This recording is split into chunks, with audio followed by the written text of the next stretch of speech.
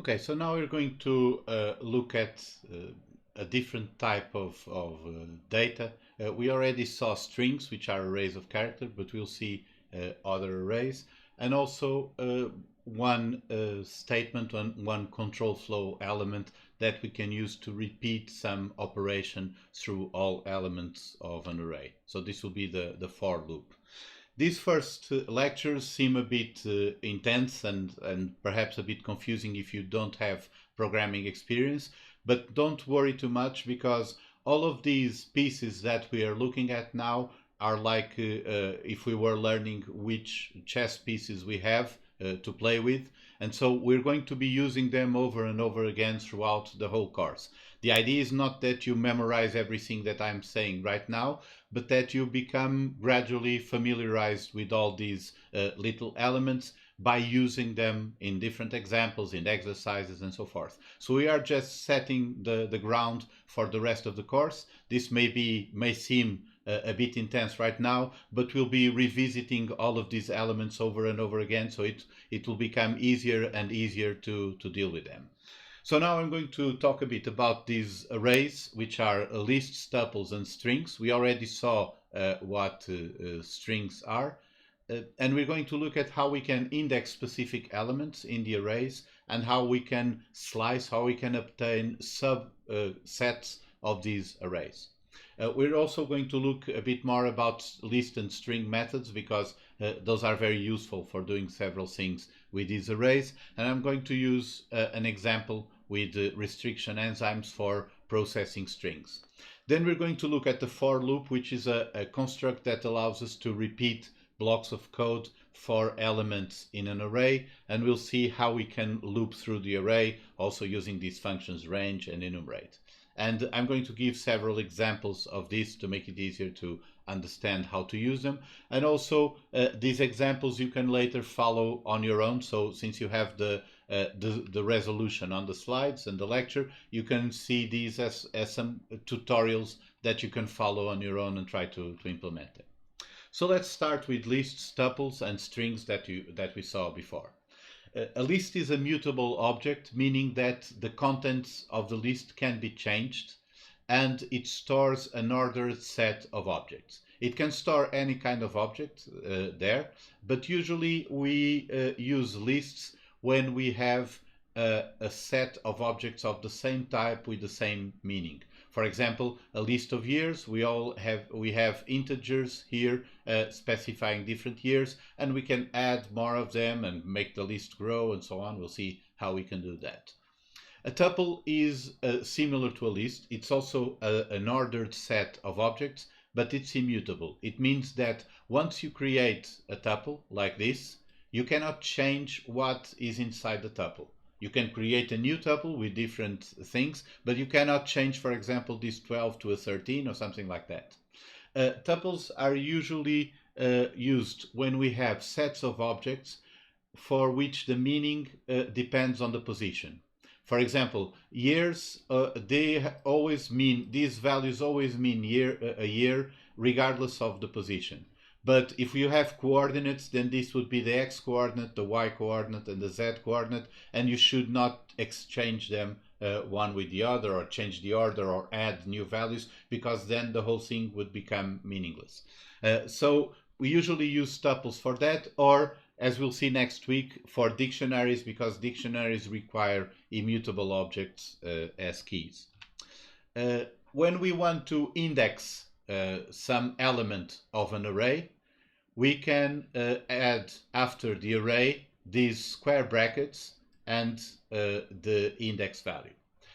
The different types of arrays are distinguished in Python by the delimiters here. So you see, if you create something with square brackets, this is a list. If you create something with parentheses, is a tuple. And if you create an array with the single quotes or double quotes that we saw before, this is a string. Whatever the array is, any of these, you can index individual elements by the index value, an integer number, placed inside square brackets after the array. So text, if we want the first element of text, this is the element of index 0. So this is the array, and these are the indexes of the arrays. They start at 0. If you want the third element of years, then it's years of index 2. It's this one here. The second coordinate is this one, and so on. You can also use negative indexes if you want to count from the end. So the last one is -1, the one before last is -2, and so forth. So we can access, for example, this m here by text index -2. So in all cases, indexing an element of an array uses square brackets and an integer. If we want to define lists, we use square brackets, a tuple, parentheses, and a string, the single or double quote delimiters. We can also slice these arrays. So a slice is a subset of elements, and we can do that by specifying the starting point or the first cut point, the last one, and the step. If we omit some of these values, if we omit the start, it assumes, Python assumes it's going to start from the beginning. If we omit the end, it assumes we want to go all the way to the end. And if we omit the step, it assumes that we want a step of 1. So for example, we want numbers from cutting point 1 through 3. This is cutting point 1 here. This is cutting point 3. So we get these values here. So one way you can think of this is that when you're slicing in this direction, the cutting point always falls before the element with the same index. So this would be element with index 1. The cutting point falls before that one. If we want everything from cutting point 2 to the end, we just omit the rest. We have a colon, and then everything else. We can omit the first and the second cutting points and just put the step. So in this case, we want all the elements, but jumping 2 at a time. So we get 0, we skip 1, we get 2, we skip 3, we get 4. We can also index things from the end by using negative values in the cutting point. So this is where the cutting points are if we are using negative indexes for slicing. We can also use a negative step if we want to reverse the result, so or the direction in which we are going. For example, we go from cutting point 1 to 3 with a negative step, and now we are getting these, if we go 1 to 3 with a negative step, then it means we get an empty list because we are going from this cutting point to that one, but going the wrong way. So if we want to start here and go all the way here, but going in this direction, then we stop immediately because we already passed the end. If you want to use a negative step, you need to exchange the order of the cutting points.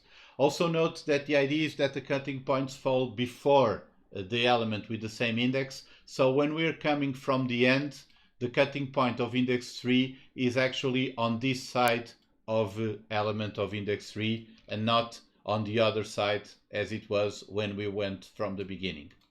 So basically what this means is that using slicing and negative steps at the same time can be very confusing. So I advise you to avoid this if possible. You can do things like reverse a list just by choosing everything and using a negative step. For example, like this, I'm reversing and jumping 2 by 2, and then you can index if you want.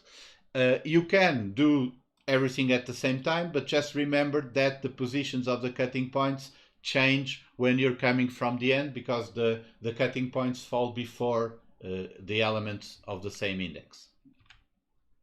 Strings work similarly to lists and also tuples. So you can slice lists, you can slice tuples, and you can slice strings, always with the same rules. Just use the square brackets and specify the different slices. You can do indexing if you just put one integer. If you use the columns there, then you are specifying the slice, and you can put the start, the end, and the step as you wish. So this is something that is not very useful trying to memorize in one go, but as you experiment with this, if you keep looking up the documentation, either the slides or the online documentation, then eventually you get familiarized with this and this becomes easier. But just don't try to memorize this at first in theory. Just remember that this exists and start using it in practice. Tuples and strings are not mutable, so you cannot assign new values to their elements, but lists are mutable. You can assign parts of lists. So I can say that the numbers in this slice, 1 through 3, will be these values here. So I change the values in the numbers. And I can even put different things there. For example, I have 2 values here. I can put in a string with 2 characters and it will divide by the different positions and put 1x in each of them. We can also do these kind of things, unpacking into different positions with variables. For example, these numbers from cutting point 3 through 5, so these 3 and 4 here, I can unpack them into variables a and b. So a gets the 3, b gets the 4. I can do this with tuples, with lists, with strings. For example, here I have a tuple which has a 1 in the first element, this XXX string as the second element, and this 1, 3, 4 list as the third element. If I unpack this tuple into 3 variables, I get the first variable will get the first element, which is 1.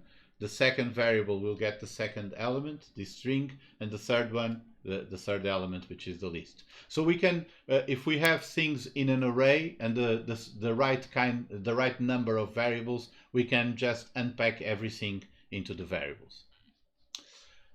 We can also do this with functions, with function arguments, by adding this star character before whatever array we have. So for example, if we have this function from the previous lecture, which needs 2 values, a and b, if we call add with this tuple, 6, 9, we get an error because this tuple will be assigned to this variable and b will be left without any values, and so we get this error here.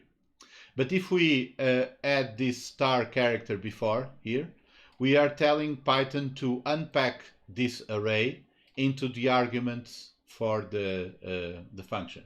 So sometimes if you look at documentation or online and so on, you can find these kinds of things because sometimes we want to distribute some elements in an array through all the arguments of a function, and we can do it like this. Now, lists have some useful methods. Because they are mutable, we can grow the list, we can add new elements. So we have things like append. Append is a method from the list that adds a new element at the end. So if this is the initial list, if we call from this list numbers the append method with 20 as argument, we now change the list. The list actually changes into having the 20 value there. Extend is also useful because it allows us to add all the elements of an array as individual elements at the end of our list. So we can extend our list by adding all these elements at the end. Index tells us the position of the first value it finds with the specified value here. Remove can remove the first occurrences of the values from the list. So remove the first occurrence of 4, it changes the list to take 4 away, and then 5 also takes 5 away. Reverse changes the list in place, so the list becomes inverted, and also we can remove parts of the list by specifying which part of the list we want to remove. So we want to remove this slice, and this slice disappears from our list. So lists can do this because lists are mutable and they can change. You cannot do the same things with strings or tuples because they cannot be changed. With strings, you also have lots of methods. We saw some upper, lower, and so on. Split is also very useful because it returns a list of strings separated wherever the separator is found. So in this case, the T is deleted and you get the 2 fragments that are adjacent to the T. You can also count parts of the string and so forth. So let's see one small detail that sometimes you need to remember, which is when you use mutable objects like lists in functions. One thing to remember here is that when you do the assignment operation, you are, in this case, creating a list in memory, this 1, 2, 3, and then you are saying that this name refers this list. So that's how you create a variable. The variable is pointing to this address where the list is stored. If you now do b equals a, you are saying that b is referring to the same thing that a is referring to. So b is also pointing to the address of the list. This means that if you make some changes in b, for example, like append 4, you are doing a change on the list that b refers to, which is this one here. And since a is also referring the same list, you see this change both in b and in a. So this is one instance when you use mutable objects where changing in one variable can have effects in another. And this is important when you're using functions, because if you create a function that changes the contents of a list, in this case, so it's going to append this number to this list. This means that when you call the function, even though this variable only exists inside the function, when you call the function with this list that you pointed elements to, elements and a list will be pointing to the same object in memory. So the append will change the object itself in memory, the list, and so elements will see that change. We'll see that 22 having been added to the number. Note that this line does not do anything out here, because what this line is doing is creating a new list and pointing a list to that new list. Since a list and elements are different variables living in different universes, this pointing a list to another thing has no effect on elements. But changing the list that both of them were pointing to by using append, this can be seen outside. So sometimes this is useful. You want to send, for example, a list to a function to add something to the list, but sometimes this may not be what you want because it breaks a bit that rule of having independent things in our functions. And if this results in an error, you should pay attention to what you're doing to mutable objects inside your functions. So just remember that if you have two variables pointing to the same object, if one variable causes that object to change, then this will affect the other one too, because they both refer the same object.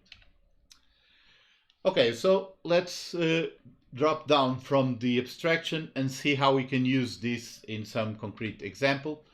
Restriction enzymes are proteins that can cut DNA in specific regions. So we can represent a DNA sequence as a sequence of characters. We can use a string for that. This, by the way, this backslash here tells Python that I'm continuing this line on the next line. So actually this is so that Python interprets this as being all in a single line, and I only did this because it helps fit everything in the slide. So actually this could be just like this and a single string, but in that case we wouldn't be able to see the whole string. So I put in this little trick to break it into two lines.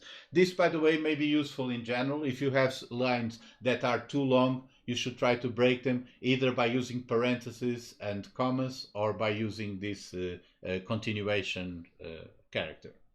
But this is the sequence of DNA we're going to consider, just the sequence of GACT characters. And this is the recognition site for our enzyme. So whenever it finds TGTACA, it cuts between these two, between the T and the G here. And we're going to simulate what our enzyme would do to a sequence like this. So one way of doing this is to use split, because split finds occurrences of something that we specify, for example, this recognition region, and breaks the string along these occurrences. So we can get the fragments by splitting the sequence using split. The problem with this is that since split deletes the separator, it will lose all the recognition region. So we have a C here, but then we don't have the following TG, TACA, because we lost this whole region here. So TG, TACA. When we split this sequence, we got this first part all the way to the C, and then the sequence continues after the T, and we lost this bit here because we used the split method. So what we can do is we use replace first. We have this additional string that marks the exact spot where the enzyme will cut. We replace the sequence wherever we find the recognition site, we replace with the specified cutting point, and this would be a new string, which is marked like this, with a small dash in every place where the enzyme will cut. And now we split, but we split over the dash that we added, so we don't lose any part of our sequence when we do the cut.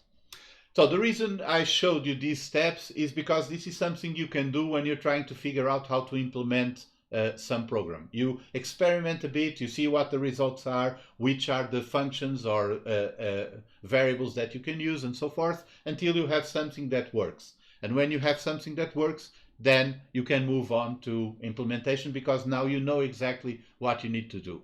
So this would be our function to digest a sequence. It receives as arguments the sequence, the recognition region, and the string indicating precisely where the enzyme will cut.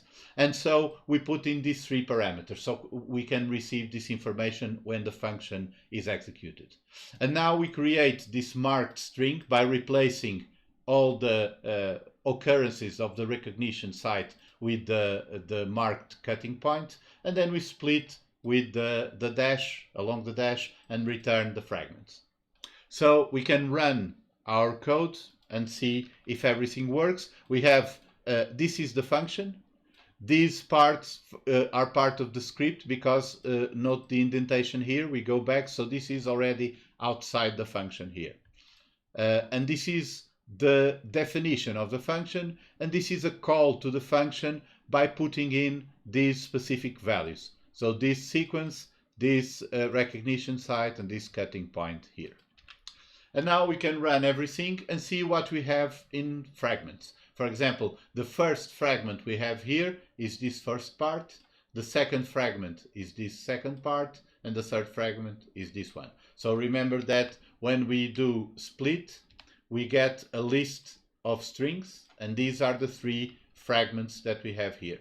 We can also count how many nucleotides we have in each fragment. So the length of fragment 0 is the length of this string, which is 24. The length of fragment 1 we call len and give it fragments 1, and it's this the length of all this string. I've cut a bit the string there, it's 32, and so forth.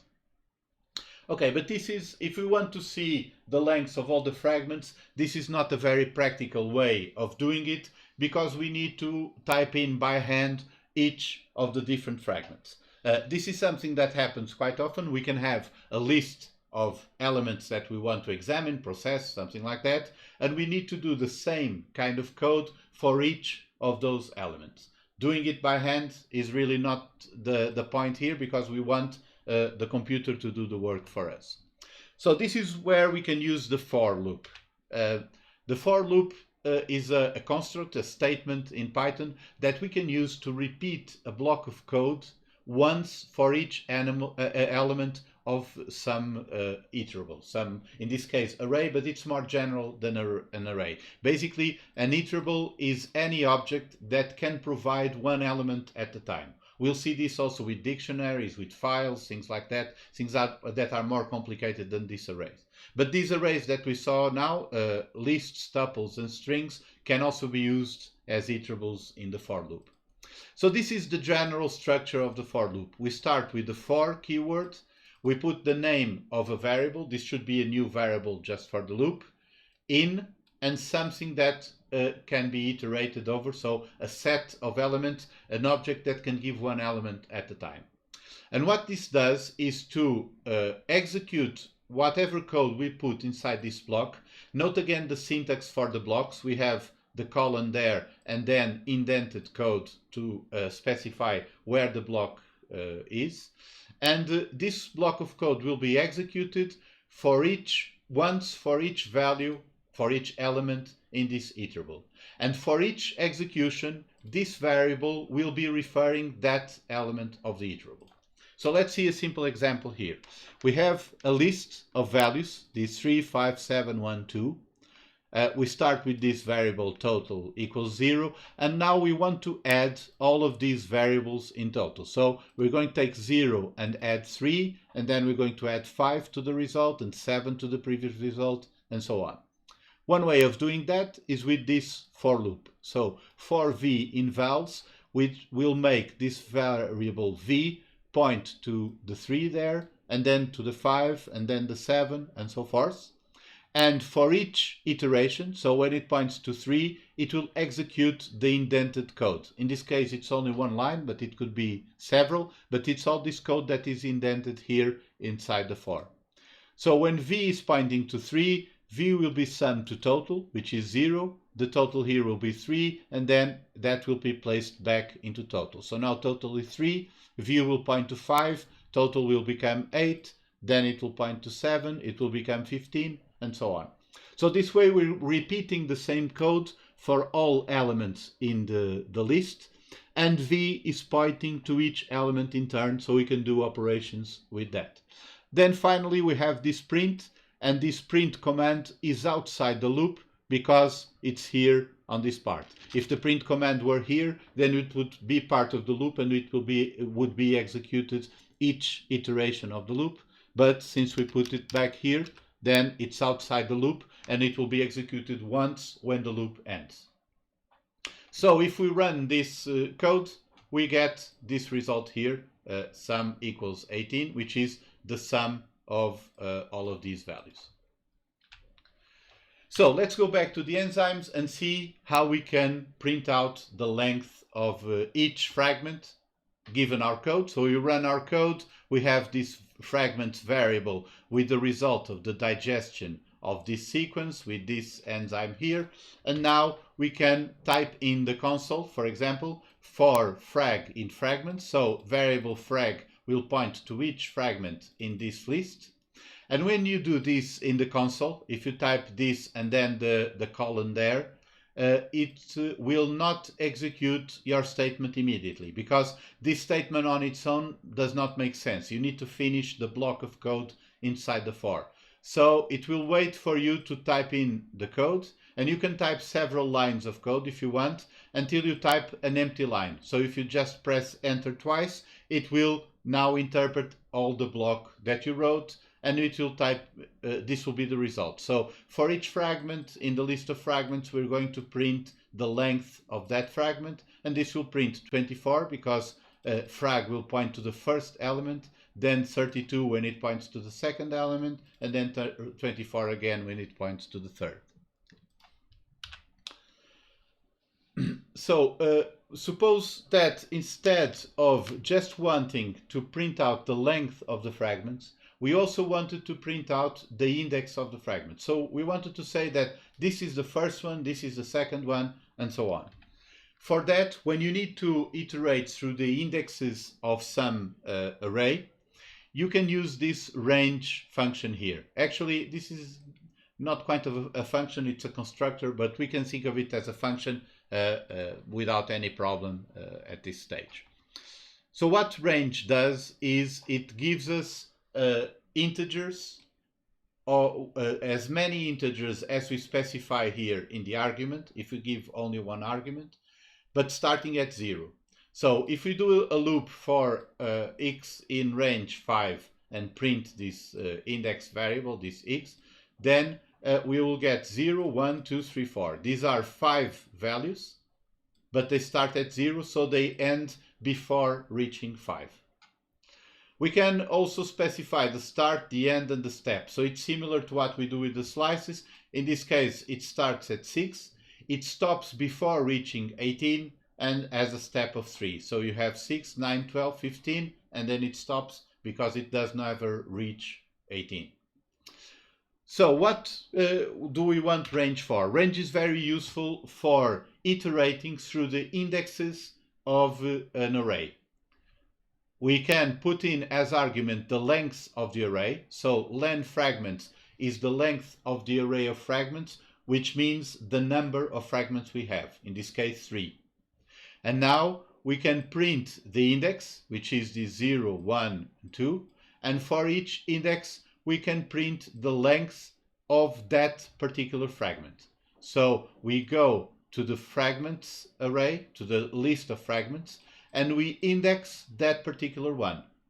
Fragment, this is something like we did here before, where we specified fragments 0, fragments 1, fragments 2, but now we are just specifying fragments ix, where ix is the index that we obtain with the range function there.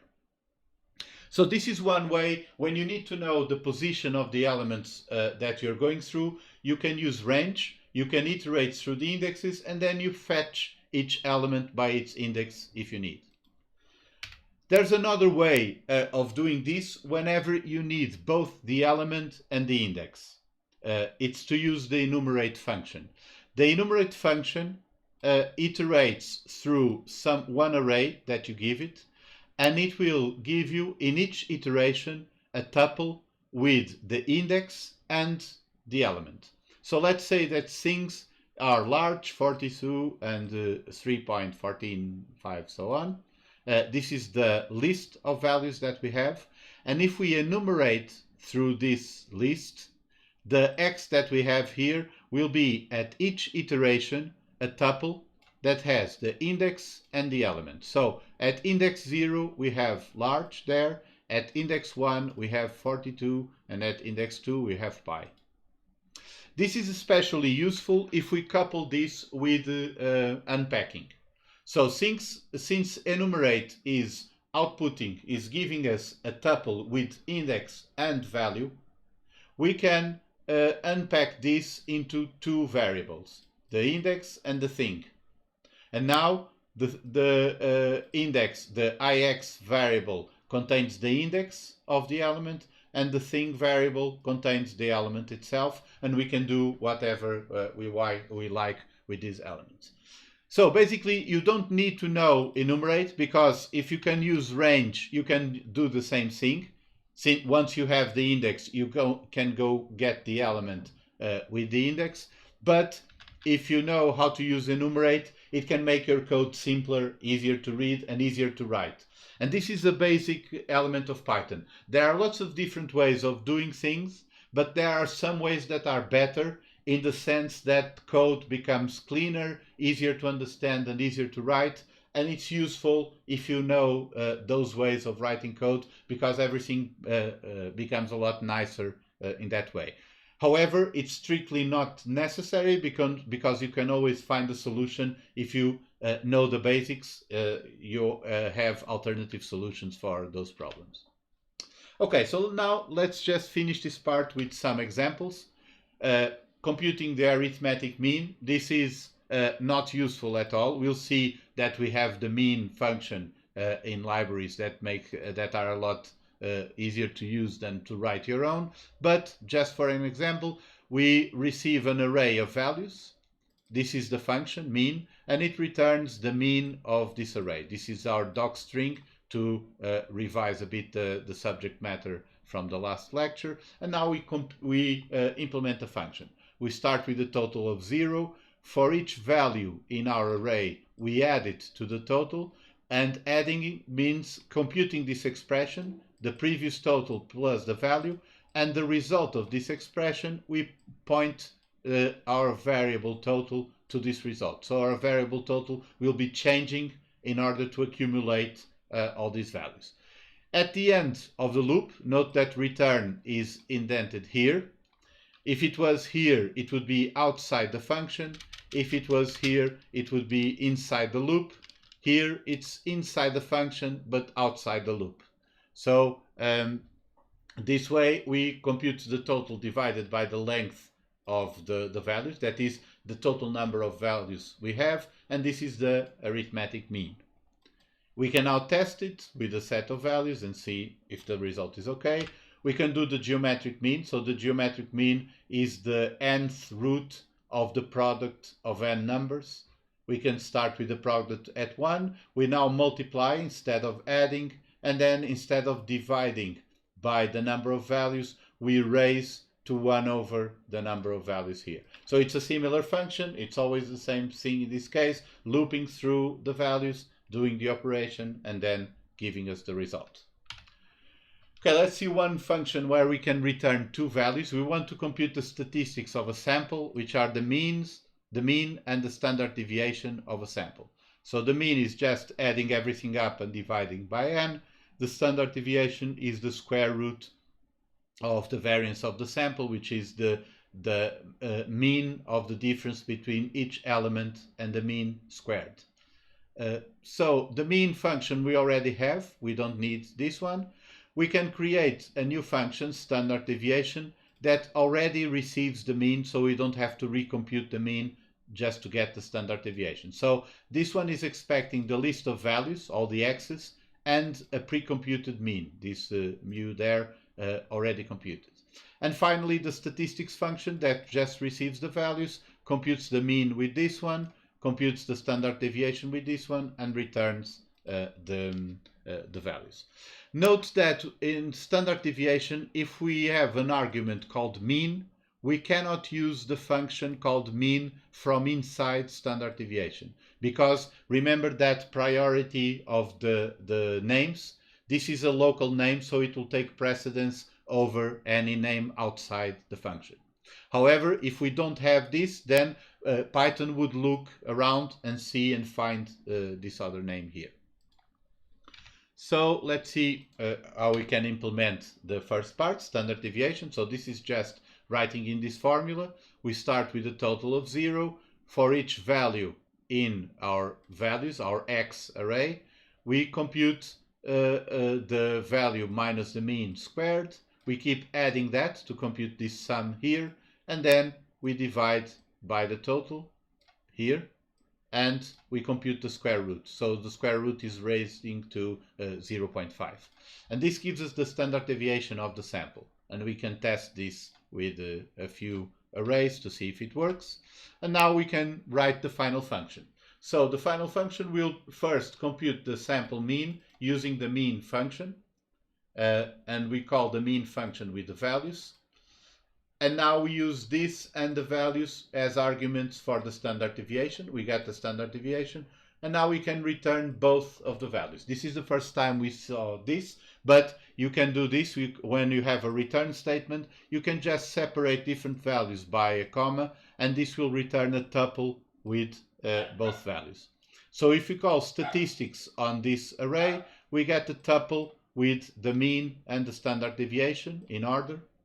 And we can also call this function by unpacking the result into two variables. So this would be the general way of using this kind of function. If the function returns two values, we unpack it into two variables, and now we have the variables with the values. If you only have one variable here, or you don't have variables, you just get the tuple, which is the tuple with all the results.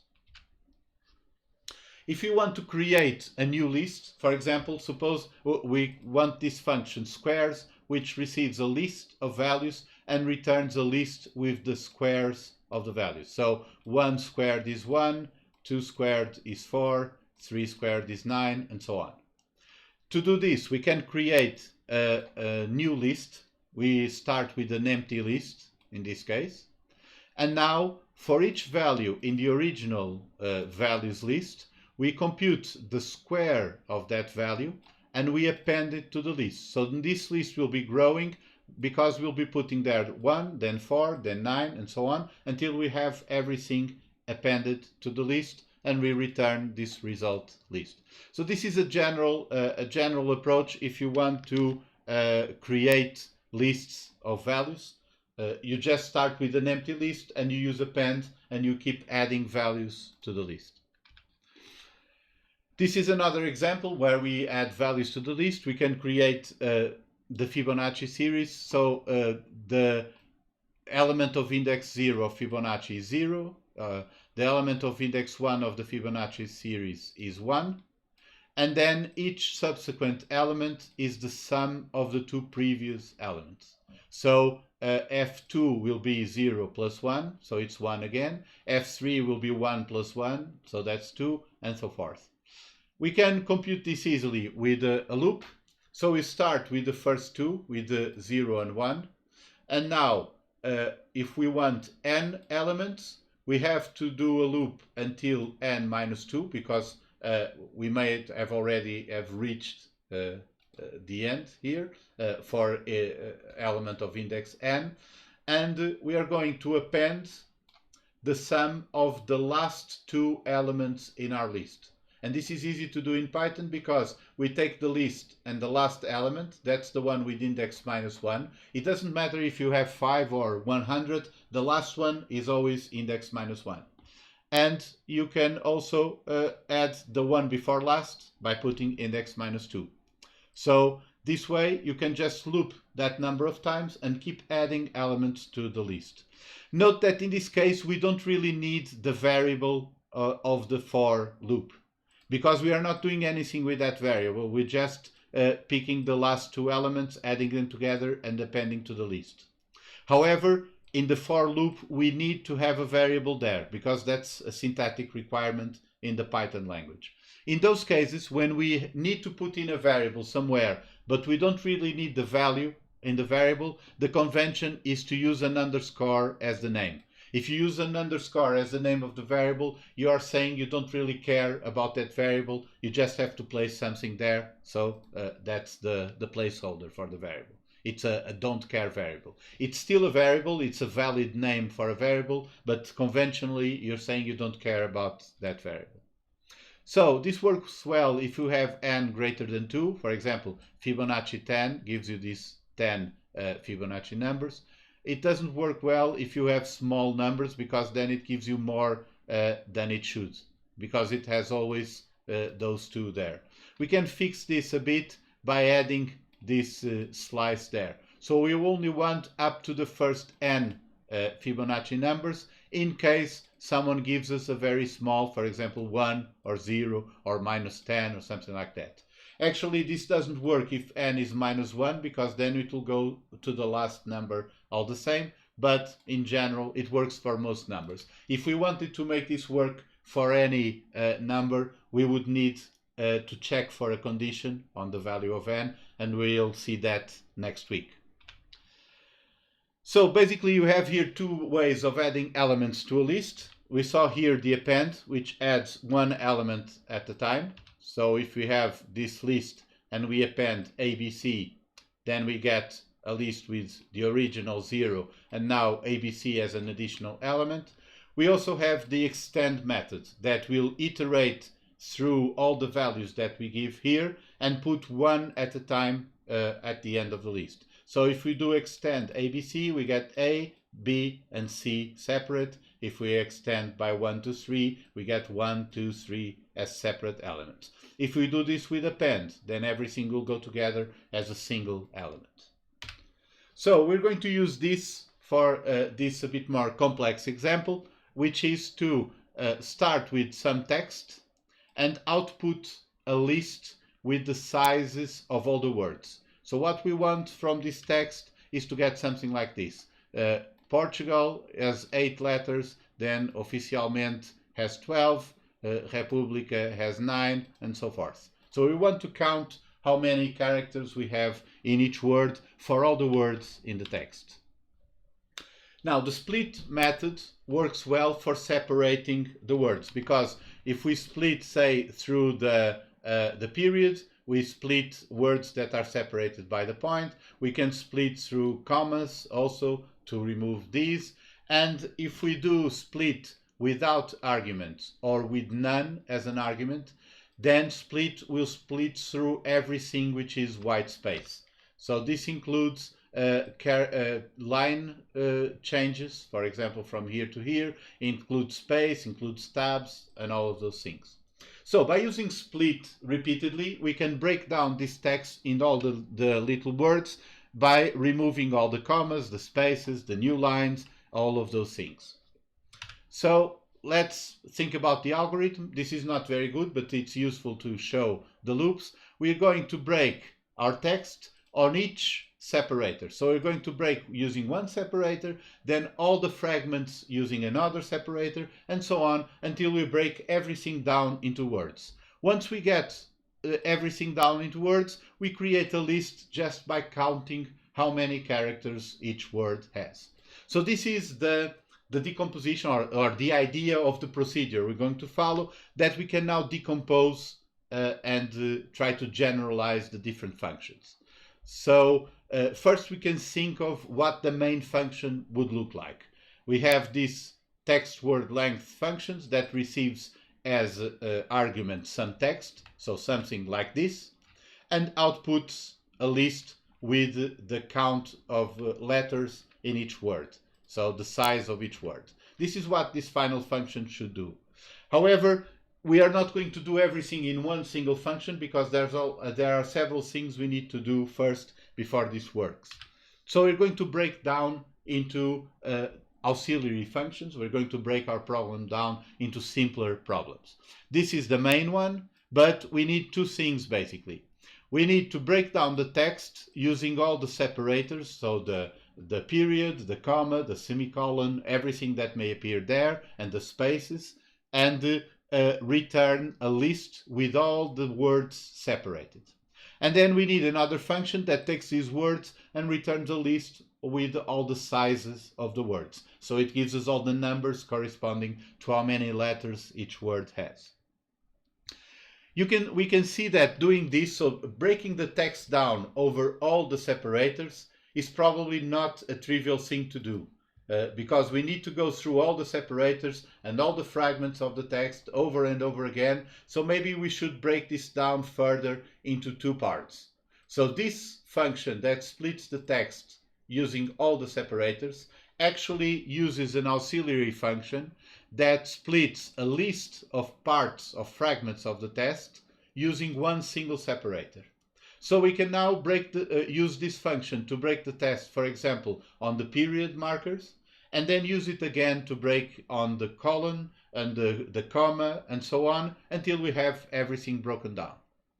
So this is an example of how we can keep decomposing our problem until we have elements that are simple enough to implement.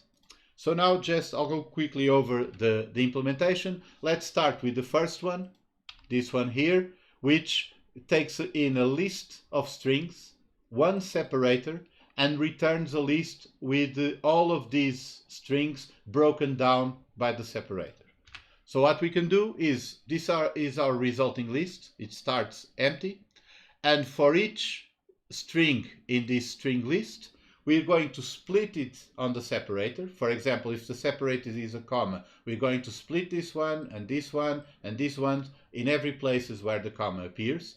And this split will return a list of fragments. We saw this already with the enzymes. So we use extend to add each fragment to the end of our list. And this is how it works. If we add a list of these fragments, so AA, comma, BB, CC, D, comma, E, comma, F, we split by the comma, it will split this one, has two fragments here. This one has no comma, so it stays the same. These one have these commas, so they got split into three fragments. Okay, so this is the first one. If we put in a list of strings and one separator, it can break down all the strings in that list using that separator. Now, we're going to do this to the whole text with all the separators. First, we're going to put the text in one list as if it was one list with only one big fragment, because this is what our split all function needs. And now we're going to loop through all the separators that we have here, and for each separator we're going to call the previous function to split all of these fragments using this separator, and then we update the result variable for the new fragments that we have. So for example, we have this large text here that has tabs and spaces and point and dots and all of these things, and we use all these separators to break it down. This function will use one separator at a time and break everything into all the different fragments. We can even see how this works by adding a print there. So this is the first fragment with the whole text. After we break it down with the period, we get these fragments. So in all occurrences of the period, it got split into separate strings. Then we break it down with the colon, with the comma, we get this one, and then we break it down with the space, white space, by adding none, and we get the final result. Okay, so now we have a split text function that can split the text using all the separators we give it in order to generate all these words. And so we need the count word length function that receives all the words and outputs the size of the words. So the length of the words will start with an empty string, with an empty list, sorry, and then for each word in the list of words, we will append the length of that particular word to our list. So as we go through all these different words, our loop will append the length of each one. If it's A, it's length 1, A is length 2, and so on until we go through all the words. Okay, so this is our problem practically solved. We just need to wrap everything up in the final function. So we receive the text. We have here a set of separators that we're going to use: the comma, the period, the question mark, exclamation point, colon, and so on. So everything we figure we should use to separate the words, we can use here. We also add this none at the end to remove all the white space. And now we split everything using these separators, and we return the result of counting the length of all these words. And now we can test this with some simple strings just to check if everything works. And now we can use it on the original text. So that text I copied from Wikipedia originally, which is in this variable. We can use this one as the last test for our function. Okay, so this was, I'm sorry for taking a bit longer than predicted at first, but these first lectures will be a bit dense because we need to understand all the pieces of the language before we start doing something with Python. After we have all the pieces, then we're going to revisit all of these items over and over again as we start looking at more interesting problems. So don't worry about not understanding all of this at once, because this is just to keep practicing over the course. What we saw now were these arrays, the ordered sets of elements, lists, tuples, and strings.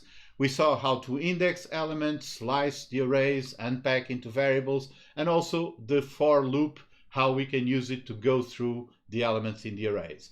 Remember that lists are mutable. This means that you can change the contents. With tuples and strings, this doesn't happen. So you need to take some care when you have several variables pointing to the same list, because some change in the list will affect all the variables. You can take a look at the Thinking Python book for these sections for the for and the arrays. You can also read the first 2 chapters of Learning Python, the other textbook I recommend for a basic introduction to Python and so on. Okay, so let's take a 10 minutes break, and at 7:15 I'll start the Zoom meeting with the link I sent you, and we can talk a bit just to talk about the course and any questions you may have, but that will be a more informal meeting, not a lecture. Okay, so see you soon.